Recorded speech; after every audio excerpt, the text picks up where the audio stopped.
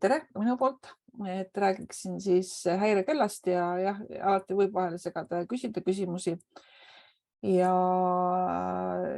ja tegu on siis täiesti uue võimalusega, millega ma ise päris rahul oleme ja tegelikult on ka rahul koolid, nagu kohe näha on. Et Praxis koos Heateo Haridusfondiga mõtlesid siis välja, õigemini eesmärk oli siis vähendada gümnaasiumi tasemes õpilaste õpingute katkestamise riski ja õpetajate koormust probleemidega tegelemisel. Et kõigepealt nad siis võtsid e-kooli käest andmed nende koolide kohta, kes olid nõustusid selles esimeses andmekorjes osalema. Ehk siis e-kooli andmebaasist anonüümiseeritud väljavõtted, vaatasid, mis tunnused need on, mille alusel võib eeldada, et õpilasel on oht koolist välja langeda ja selle alusel siis see projekt välja töötati. Ja testisime siis mitte küll päris 1. jaanuarist, vaid veebruarikuusest, kui vaheajad kõik läbi olid. Ja häired käivitavad siis õpilaste puudumised, hilinemised, negatiivsed märkused ja keskmist hinnetega seotud andmed. Ja et häiretest oleks lihtsam aru saada, on need jagatud 3 tasemeks. Esimene tase on siis klassijuhataja kooli juhtkonnale ja teine tase samamoodi. Ja 3. taseme häire kaasab siis lisaks ka kooli tugispetsialistid, kes siis neid häireid näevad ja nendega tegeleda saavad. Ja häired siis uuendatakse automaatselt 1 kord nädalas, pühapäeva öösel vastu esmaspäeva, vaadatakse üle eelmine nädal, vaadatakse üle vastavalt ajaaknale, mida vaja on. Kõik õpilased leitakse need kohad, mis nagu häirit on, lisatakse häired, kontrollitakse üle olemasolevad ja sulgemata häired, vaadatakse, kas tingimused on muutunud. Kui on muutunud, siis kantakse info häire juurde, et see on päris suur andmetega manipuleerimine ja alguses me olimegi natukene nagu murelikud, et kuidas me andmebaas selle vastu peab, aga siiani on kõik väga hästi jooksnud. Ja häired siis käivitavad asjad, mis on tegelikult klassijuhatajale kodule kogu aeg alati nähtavad, näiteks põhjuseta puudumised. Et klassijuhataja loomulikult näeb põhjuseta puudumisi hulga enne, kui mingi häire tuleb.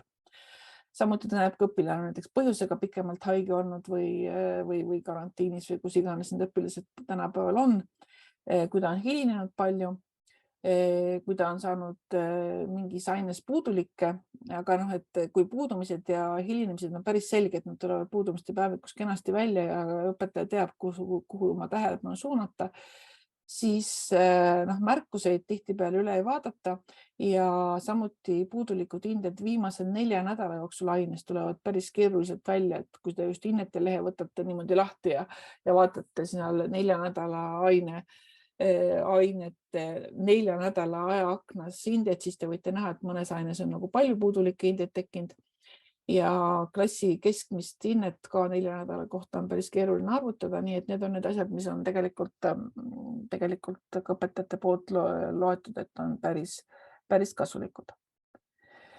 Ja see esimene mõju-uuring, mis siis jooksis veebruari keskpaigast kuni õppeaasta lõpuni, et seal osalesid siis gümnaasiumiklassid 15 koolis ja 15 kooli oli kontrollgrupiks, kes ei osalenud, aga kes olid nõus oma andmeid jagama.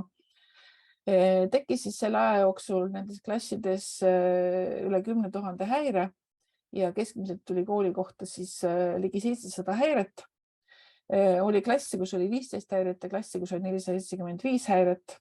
Nii et tegelikult häired selle perioodi kohta tekkis päris palju, seal on ju tegelikult ainult 3,5, peaaegu 4 kuud. Et neid on päris kõvasti. Ja mida me natukene nagu kartsime, sest et kooskõlas selle uuringu eesmärkidega me nagu väga ei saanud kella lüüa, ehk siis me ei saanud nagu käia seal koolis õpetaja juurde öelda, et kuule, et meil on nüüd selline asi ja kas sa oled vaadanud, kas sa oled teadnud, et põhimõtteliselt 3/4 häiretest neid ei avanud keegi, neid ei vaadanud keegi, nendega ei tegelenud mitte keegi. Ja see tähendab, et see tegeliku mõju hinnangus see paistis ka välja.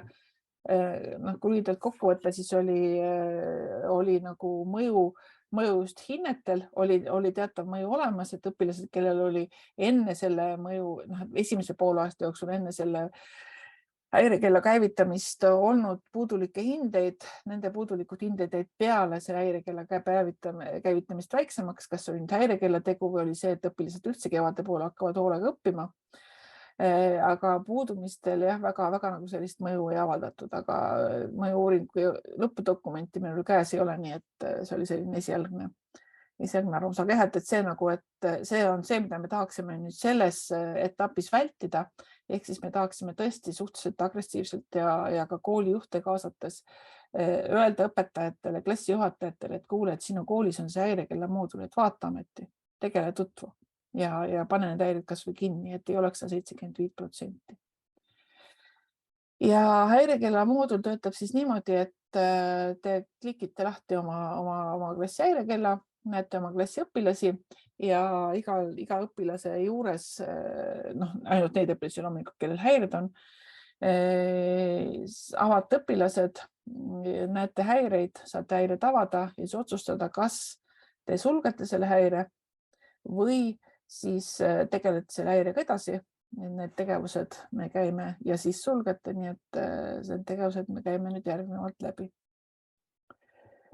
Nii, ma lähen nüüd natukene praktiliseks. Et mul on siin, kus oli mul see kool. Okay. Lähen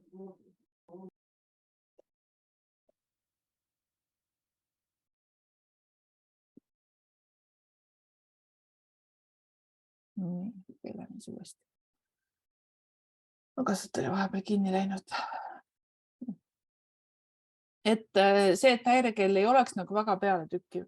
See oli ka see, et meil tegelikult on häirekell ära peidetud.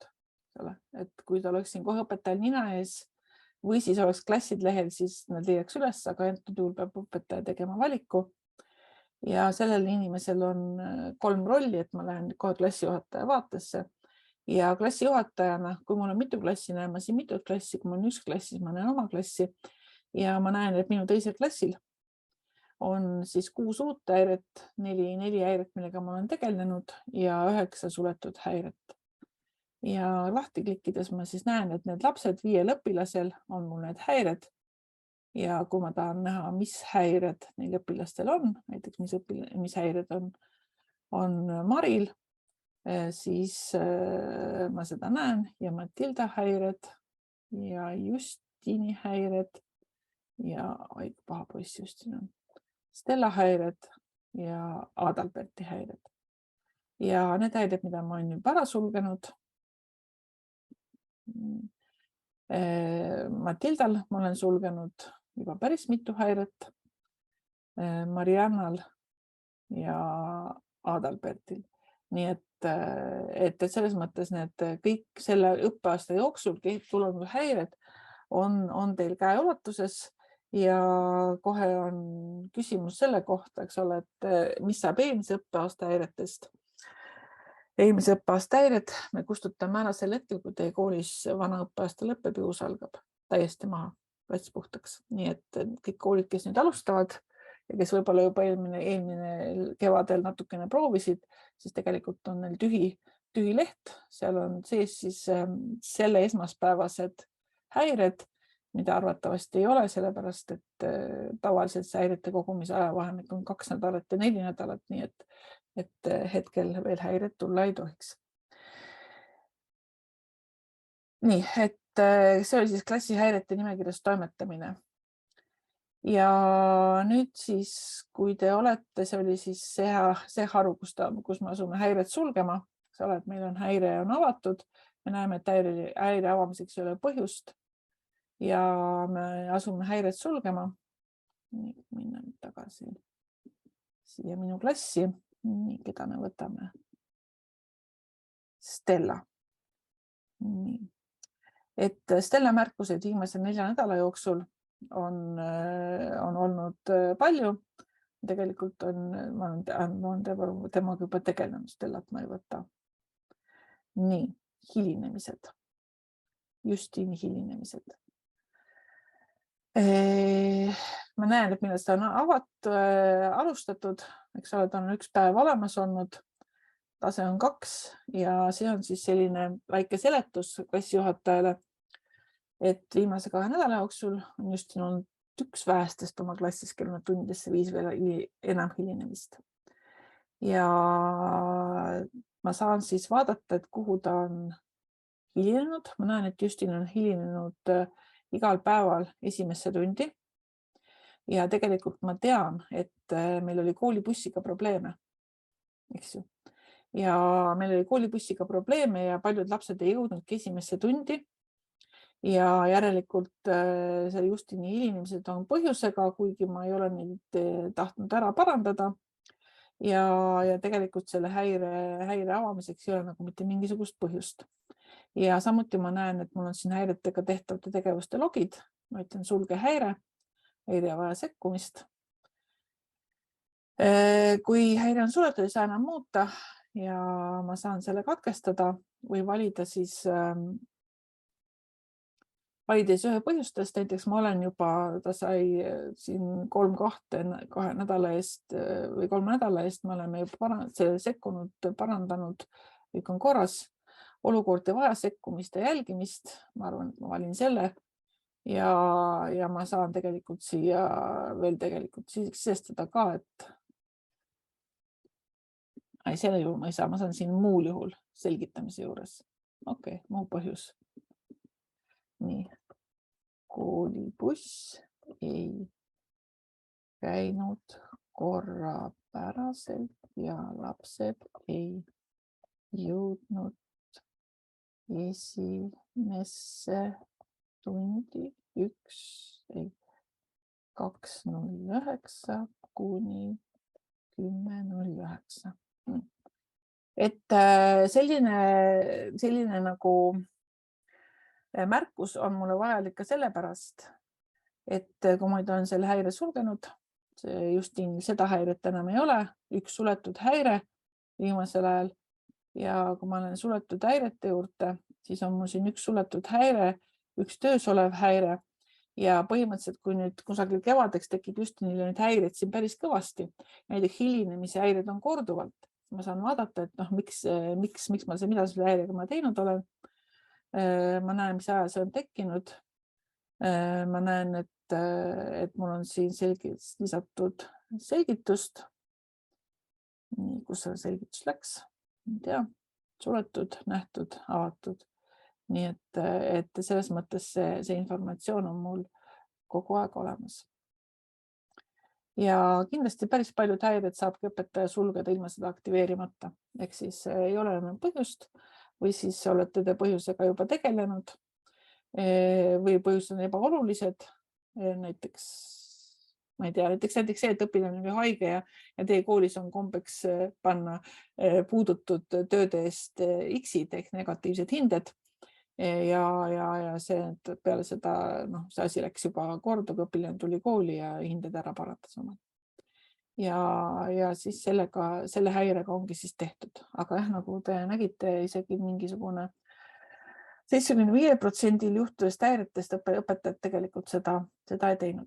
Häirete sulgemine on selles mõttes oluline, et teie oma töölaud on selle võrra puhtav, ehk siis teil on ainult need häired, millega te tegelikult tegelema peate. Ja kui nüüd Justini see teise häire me ka kinni paneme, kaob tema siit ära ja Justin ei ole enam nende õpilaste hulgas, kellega nagu tegelema peaks. Nii et sellega te saate anda märku, et nende asjadega on tegeletud.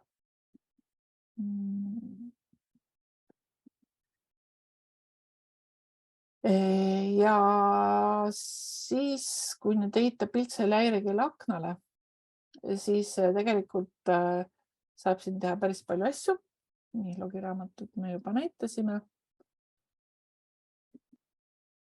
Nii, võtame see saame Justini märkuste akna. Nii, et on saanud viimase 4 nädala jooksul vähemalt 5 märkust. ja märkused on siis Sarah on kirjutanud augusti lõpus ja siis test user on pannud talle 1 päeva jooksul 4 märkust erinevate tekstidega. Ma olen seda näinud ja mulle tundub, et sellega võiks nagu midagi teha.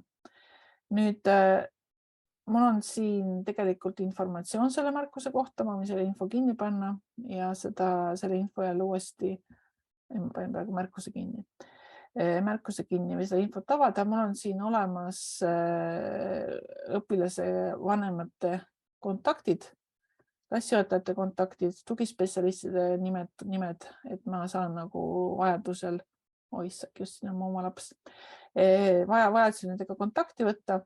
Ja mida õpetajad eriti hindavad, on siis need soovitused. Ehk siis tegelikult on siin kogu aeg õpetaja käeulatuses nõuanded õpetajale suhtluseks õpilasega, kuidas seda vestlust algatada, kuidas vestlust avada,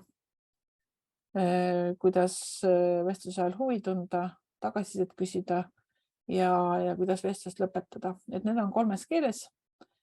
Vene ja inglise keeles ka olemas ja see aitavad siis õpetajal tegelikult paremini selle õpilasega rääkida, kuulata, kuidas tal läheb. Aga ikkagi Justin, et tal on palju märkusi ja ma otsustan, et ma olen häiret märganud. Et nüüd tekkisid mul siin lisavõimalused. Ma näen ikka endiselt neid häiretekitajaid, ehk seda, miks see häire tekkis. Ja mul on siin kontrollnimekiri tegevustest, mida ma võiksin teha. Ja see kontrollnimekiri oleneb tegelikult häire tasemest. Et kui on taseme 3 häire, siis ma võiksin rääkida ka vanematega ja samuti häire 3 toob mulle kohe kaasa tugispetsialisti poolt lisatavad tegevused. Kui ongi mingi väiksem häire, näiteks ma võtan siit Matilda hinded, olen häiret märganud. Ja Matilda esimese taseme häire puhul on räägi õpilasega, lisaselgitus ja lisakommentaarid klassijuhatajaga, matemaatikas 3. Okei, tegelikult ma rääkisin Matildaga. Ja seletuseks ma lisan selle, et Matildal on väga kahju, aga korrutustabel on suve jooksul tema teadmistest haihtunud. Ja mistest haihtunud korrutustabel. Ta ei teadnud, et õpetaja hakkab kohe alguses seda kordama ja kontrollima. No juhtus niimoodi ja sellepärast on tal matemaatikas nii salvestav. Nii, ja nüüd ma olen lisanud siia mingisuguse seletuse. Kui nüüd nädala pärast on Matilda oma matemaatika 3-2 ära parandanud või 1-2 neist ära parandanud, siis tuleb tegelikult siia uuendus. Et kui ma nüüd võtan siit Matilda selle vana häire, häire tekitajad, Adalberti vana häire, keskmise hinde häire, nii. Et see on niisugune vana häire, mis on jäänud meil siin maikuust peale. Ja häire tekitas see, et Adalberti keskmine hinne oli klassi keskmisest tervelt 2 punkti madalam. Aga nüüd kõige viimane uuendus, ehk siis praeguse seisuga on Adalberti keskmine hinne 2,5, aga klassi keskmine tõus on 4,1 peale. Et põhimõtteliselt osade häirete jaoks on näha see, et kui see on uuendatud ja puudumiste häirete puhul, märkuste puhul mitte, keskmise hinde puhul mitte. See on uued häired. Mul ei ole siin nüüd vana puudumiste häiret. Vaatame pärast, mis muus klassis on. Ma olen praegu klassijuhataja. Et siis on näha see, et mis on see praegune olukord. Näiteks Matildal. Jah, praegune olukord oli siis õpilasel on 3, klassil on 4. Et tekkis siuke väikene häire juba. Infos on see olemas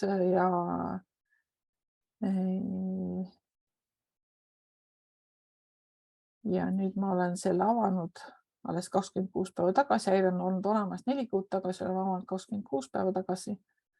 Ja ma ei ole siin mitte midagi, aga on lisatud selline klassijuhataja poolt kommentaar. Testi uusel on ta avanud. Julia Kaasik nüüd täna seda nägi, et mul on siin selline hunnik tegevusi. Matilda keskmine on juba 3, ma arvan, et ma pole mingit mõtet teda Matilda häiret elus hoida. Ma hoidan sulge häire ja nüüd sel juhul, kui ma olen selle häirega midagi teinud, on see häire Matildalt kohe ära läinud. Nii et see, et need häired, millega täna tegeleda ei taha, et need häired teie vaatest ära korjatakse, et see on nagu päris lihtsasti saavutatav. Märkused, keskmine hinne, vaata midagi huvitavat. Põhjuseta puudumised. Okei. Ja meil oli siis Justinil oli hilinemised, siin on põhjuseta puudumised. Kui nüüd järgmine nädal need põhjuseta puudumised on ära põhjendatud, siis ma näen jälle, et häire tekitajad olid need, aga praegune seis on see ja siis võib-olla ma ütlen kohe sulge häire, sest jälle häirega ei ole vaja enam tegeleda. Et selline on siis klassijuhataja töövoog.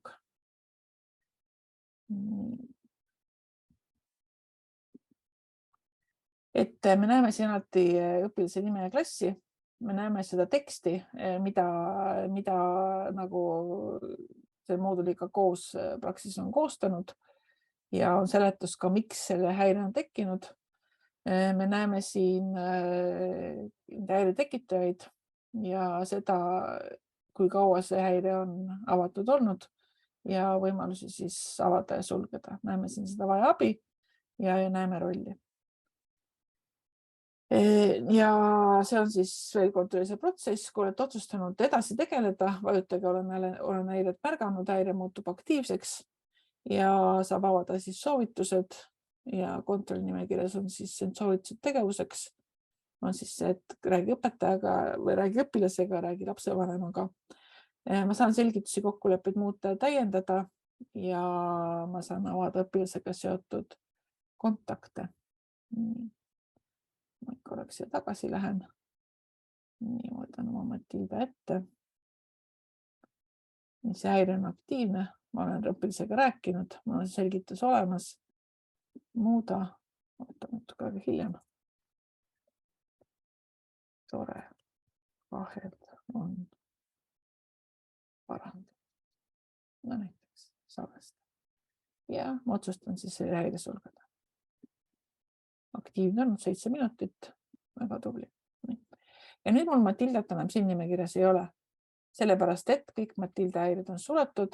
Kui ma võtan Matilda siit nimekirjas, siis ma näen, et tegelikult neid häired on olnud tal päris kõvasti, aga alati on esimese hooga kohe jaole saadud ja kui ma tahan näha, mida selle häirega tehti, näiteks siin, siis ma näen, et mis oli häire tekitaja, mis olid need kommentaarid, millist tööd selle häirega tehti, millal seda algatati, millal seda lõpetati ja muud sellised asjad. Et need häired on teil olemas, aga aga teil on need, selles mõttes, nad on natuke ära peidetud, nad ei ole teie töölaual ja need ei sega teie tegelemist uute häiretega. Nüüd, miks siin Maril, Stellal ja Adalbertil on uust, aga Justinil ei ole? Sellepärast Justini ainukene häire on aktiivne, et tal ei ole veel vaatamata häiret. Häire ei lähe aktiivseks sellest, et te klikite lihtsalt häire peale, vaatate järgi. Seepärast, et võib-olla te otsustate, et te praegult hetkel sellega ei tegele. Siis oli 2 ja nüüd oli 2,5. Panete häire jälle kinni, see häire jääb uueks. Et häire läheb uuesti aktiivseks ainult siis, kui te otsustate selle häire, olen häiret märganud, ma selle häirega tegelen, Stellast üldse ainult ka siia nimekirja, kus on need lapsed, kelle häiretega on tegeletud. Nii et selline hea pilt klassijuhatajaks olekski see, et ainult on need häired siin nimekirjas, millega te olete parajasti toimetamas ja siis te olete need häired, mis teil on nädala jooksul juurde tulnud, üle vaadanud ja otsustanud, mida te nendega teete. Et see oleks siis selline töövoog, mis teile annab kõige parema ülevaatlikkuse sellest, mida häiretega teha saab. Et see oli siis see tööhäirega, ei midagi keerulist. Nüüd 3. taseme häired näevad klassijuhataja ja kooli tugispetsialist. Ja mõlemad saavad seda häiret avada, informatsiooni lisada ja kokkuleppeid lisada ja häire sulgeda. Nii et ei ole vaja, nii et tugispetsialist ootab klassijuhataja järgi või klassijuhataja ootab tugispetsialisti järgi. Nüüd minu armas Julia on ka tugispetsialist. Nüüd tugispetsialistil on kõik kooli 3. taseme häired. Ükskõik, mis iganes klassis juhtus ja ükskõik, millal see iganes juhtus. Et need häired on siin, ta näeb neid, mis on aktiivsed, mida klassijuhatajad või tema ise on juba toimetanud ja näeb uusi häireid, ehk millega klassijuhatajaga tema ise ei ole veel tegelenud. Võtame siit selle august-juuni 6. klassi häire. Me näeme, et klassijuhataja on lisanud siia oma poolt kommentaari 10. veebruaril, et august hakkab tubliks, tegelikult ei hakanud, jääb häiresse ja siin on siis näha need tehtud tegevused. Tegelikult rääkisin ka mina vanematega ja ma lisan omapoolse selgituse. August kasvas suve jooksul nii pikkusesse kui ka arukusse. Ta lubas, et enam nii ei juhtu nagu eelmisel aastal. Ja nüüd see kommentaar on nähtav nii klassijuhatajale kui ka koolijuhile. Ja selle kohta me jõuame. Ja näha, kes selle lisas, millal lisas. Keegi teine tugispetsialist saab seda Julia kommentaari täiendada, kui tahab. Teine klassijuhataja saab Manuela kommentaari täiendada, kui ta tahab. Ja kui ma olen nüüd otsustanud, et tegelikult augustiga ongi nagu nüüd kõik korras, siis võin mina tugispetsialistina, ma ei ole 6. klassi juhataja, öelda, et sulge häire ja augustit mul enam siin nimekirjas ei ole. Lähen tagasi häirete ülevaatusesse. Vähemasti selle häirega ei ole. Teiste häiretega võib-olla olemas edasi. Nii. Ja veel üks erisus on see, et tugispetsialist ei näe suletud häireid. See on üks asi, mida võib-olla peaks natukene parandama. Nii, tugispetsialist. Nii et kui tugispetsialist ja klassijuhataja töötavad häiretega koos, aga nad ei sõltu üksteisest. See on see. Nii. Ja veel üks roll on koolis väga oluline ja see on siis koolijuhi roll. Ja siin häirekellas on need rollid küll väga selgelt välja toodud, nii et keegi ei pea saama öelda, et ta ei saa aru, mis rollis ta parajasti on. Et ma olen kooli juhtkond ja kuigi ma olen ka teise klassi juhataja, ma lähen näiteks Adalbert Sepale, ma vaatan seda Adalbert Sepa häiret, aga mul ei ole võimalust häiret sulgeda või häiret märgata. Seepärast, et ma olen teises rollis. Nii et siin. Ja see on siis klasside ülevaade, et 6. klass on päris tubli, üks ainuke uus häire, 2 tükki on töös. 3. klass ei ole olnud väga tubli, seepärast et 4 uut häiret ja ühtegi ei ole nagu üle vaadata, töösse võetud, ühtegi ei ole ka suletud. Kui on siin 004 oleks, siis oleks kõik nagu väga hästi, sellepärast et kõik häired on üle vaadatud ja käidud. Ja 5. klass on suht okei, sellepärast et 3 häiret on toimetamas töös, aga ja 5 tükki on suletud, nii et sellega on ka hästi. Koolil on ülevaade nagu olemas, et kes mis kus kuidas käib. Nüüd on küsitud seda, et aga lapsevanem ja õpilane ise, kas õpilane teab, et tal on häireid? Ei tea. Kas lapsevanem teab, et tema lapsel on häireid? Ei tea. Et see on nüüd jällegi mõttekoht. Me tahaksime ka siin mõju-uuringu käigus tegelikult nõu pidada koolidega, kes osalevad selles teises etapis, kui te saate natukene rohkem aega ja olete natuke paremini ette valmistatud, et seda häirekella kasutada. Et just eriti ja just, et me tahaksime nagu seda põhikoolist, gümnaasiumist laiendada just põhikooli osale, sest meil on tunne, et põhikoolis on sellest häirekellast rohkem kasu kui gümnaasiumis, sest gümnaasiumis on tihtipeale õpetajate suhtumine, et õpilased ise teavad, mida nad teevad, nemad vastutavad, gümnaasium ei ole kohustuslik. Ise teavad, kui välja kukuvad. Et kuulata just põhikooli klassijuhatajate arvamust, et kas lapsevanem peaks saama nagu infot selle kohta, ütleme näiteks, et ma olen siin ka Justiini lapsevanem, et kas ma peaksin saama näiteks informatsiooni, et Justiinile on lisatud 2 uut häiret, märkused viimase 4 nädala jooksul ja keskmine hinne on madalam klassil. Ja siis ma peaksin saama teate, et see keskmise hinde häire on suletud või et märkuste häire on suletud. Või ma ei peaks, et praegult me oleme nagu see hetkel käiku ande või käigus olev lahendus on selline, et kuna lapsevanem tegelikult näeb oma lapse hindeid, ta näeb oma lapse märkusi, ta näeb oma lapse puudumisi ja ta on ülevaade olemas, et siin häirekellas ei ole mitte bitigi informatsiooni, mida tegelikult lapsevanem ei teaks ja ei näeks. Võib-olla peaks lapsevanem saama informatsiooni selle kohta, kui on tehtud mingid kokkulepped või arvamusi. Nii, ma mõtlen, kas siin midagi on. Et kui klassijuhataja on lisanud siia oma kokkuleppeid või tugispetsialist on siin midagi arvanud, et kas sellest peaks nagu saama vanem ülevaate, et tema lapsega on räägitud, et see on natukene sellist halli ala, et me veel tegeleme. Ega muidu lapsevanem kindlasti ei peaks saama juurde häirekellale sellisena. Lapsevanem peaks saama enda lihtsalt teavitus, et teie lapsel on avatud häirekell. Teie lapse osas tekkis häire. Klassijuhataja avas selle, sulges näiteks mitte ka häire sel hetkel, kui ta siia uus tekib, vaid näiteks kui on öeldud, et ta on aktiivne või kui ta on suletud, et häire on võetud toimetusse, häire on suletud näiteks või selline. Aga hetkel ei ole lapsevanemal mitte ühtegi informatsiooni selle kohta, et tema lapse kohta häire on tekkinud. Nii, siis Praxis viis läbi õpetajatega intervjuusid ja tahaksin siis välja tuua just need häirekella nagu tugevusi ja ka nõrkusi, mida intervjuudes siis märgiti. Et meeldis õpetajatel siis see, et info tuleb ka teiste põhjuste kohta, mitte ainult puudumised. Et on ka hinnete langus, on ka see, et lapsel on märkusi, tähendab, et kõik need kohad, mis nagu võiksid probleeme tekitada, käiakse läbi.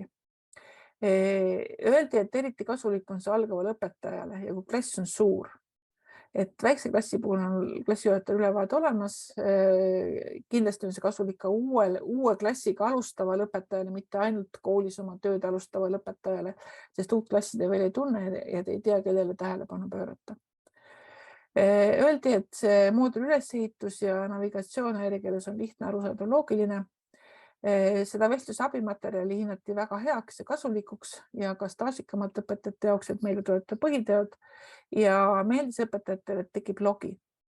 Et tegelikult see logi on ju nähtav ka koolijuhile ja tugispetsialistile, See logi on oluline ka andmekaitselisest seisukohast, aga see logi on just oluline sellepärast, et oleks näha, et õpetaja võib öelda, et okei, et see probleem on olemas olnud, me oleme selle probleemiga tegelenud, me oleme selle probleemiga mitmeid puhul tegelenud, ma olen rääkinud õpilasega, me oleme teinud kokkulepped, me oleme seda teinud, et selline logi on kindlasti abiks, kui tuleb hakata otsustama, mida õpilasega edasi teha. Ja mis tulevad siis puudused, ehk siis see, et see häirid on natuke nurga taga. Et see oli osaliselt teadlik valik ja osaliselt ka mitte, et kindlasti me mõtleme, kuidas häirekella muuta nähtavamaks ja õpetajale kättesaadavamaks, et üks ettepanek kogu aeg on olnud, et klassihäired on klassid lehel, et kõik klassi asjad koos oleks. See on võib-olla päris hea mõte. See, et info on e-koolis nagu nii olemas, et on mitmes kohast kättesaadav, nii puudumiste päevikus aruandes või siis hinnete lehel ja hinded on nagu olemas. Ja sellepärast ei pea sa nagu ilmtingimata just häirekella minema, et aru saada, et mõne lapsega on midagi lahti, et sa tegelikult näed seda niigi. Siis see, et me kord nädalas uuendame häireid. Et info jõuab õpetajani tegelikult hulga kiiremini. Et ta näeb kohe, kui keegi laps hakkab puuduma, eks ole. Ta näeb tegelikult või kuuleb kolleegi käest, et kuule, et siin Matildal on mingisugune probleem, et ta peale suve ei mäleta enam absoluutselt korrutustabelit, et äkki sa räägid temaga või räägid tema vanematega, et nad peavad natuke tööd tegema selle asjaga. Ja ka jällegi alustavad õpilased on see, kellel on nagu rohkem alustavad õpetajad on kellel rohkem abi sellest. Seesama, eks ole, et üks kord nädalas on probleemide reageerimine aeglane, see võib-olla 2 korda nädalas, aga samas oli õpetajad, kes ütlevad, et üks kord nädalas on nagu sobilik, ta saab ülevaate sellest, mis on selle nädala alguseks esmaspäeva hommikul juhtunud. Ta saab nagu panna paika oma tööplaani või töö selleks nädalaks, et kellega ta peab vestlema, eks ole, et kellega tuleb nagu tegeleda ja siis nädala lõpuks on kõik probleemid lahendatud. Ja kindlasti teavitus ka koolis sees. Et see on ka see, miks me praegu seda webinari siin peame. Oluline, et juhtkond teaks, et neil on selline töövahend, et juhtkond tegelikult käiks ja vaataks, kuidas moodi häiretega tegelemine erinevates klassides on ja et oleksid koolis kokkulepped ja kasutamise vajalikkus oleks selgelt teadvustatud. Omalt poolt mõtleme, et arvatavasti koolid, kes häirekella kasutusele võtavad ja kui on näha, et ükskõik ka siis, kui on näha, et kõik läheb väga hästi või on näha, et kõik nagu väga hästi ei lähe, et me saame ju teha juhtkonnale eraldi aruandeid, väljavõtteid tema kooli kohta, et kuidas selle asjaga on. Nii et me saime ka koos selles 77% reageerimata häiretest, me saime selgelt aru, et tegelikult see häirekella kasutegur ei saanudki väga välja tulla, sellepärast et õpetajad seda natuke liiga vähe kasutasid. Aga me teame nüüd neid puuduseid ja eks me tegeleme nende parandamisega. Ja see on siis traditsiooniline lõpuslaid, et edasi koos tore uus õppeaasta, hästi vähe häireid ja ma olen kohe selle klassi peale, et